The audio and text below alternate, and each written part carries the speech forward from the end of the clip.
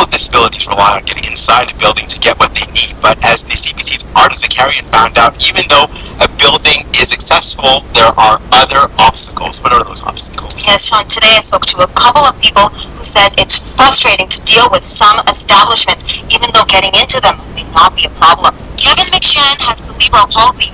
He says although Windsor has made significant strides with accessibility, once he's inside some buildings, it's tough to get around. The space that they designated once we get into a building on how wide or long it is, what the access when you need to be, or whether it be opening a door that doesn't have a button. We went with McShan to a local Tim Hortons which has a ramp. Once we were at the main door, it was a struggle. There was no automatic door opener. The restaurant's only button was at a different door. It's something that I am customarily accustomed, unfortunately, to dealing with. Ontario wants to implement some changes to the Disabilities Act to increase accessibility. The public can have its say on the proposed changes until October.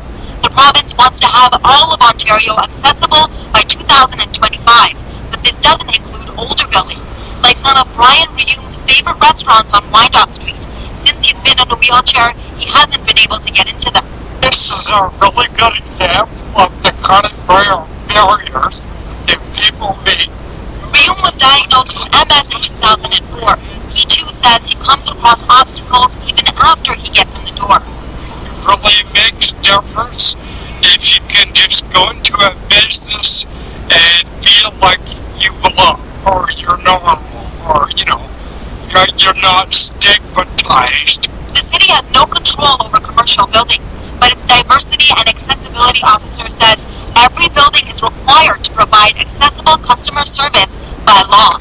There's a barrier that you face when you are dealing with a building, when you're dealing with their tables outside.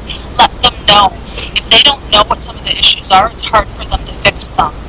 The city encourages people to call 311 if there is an accessibility problem at a public space. And to view Ontario's proposed changes, go to the Ministry of Community and Social Services website. All right, thank you very much. CBC's Artists Carrion.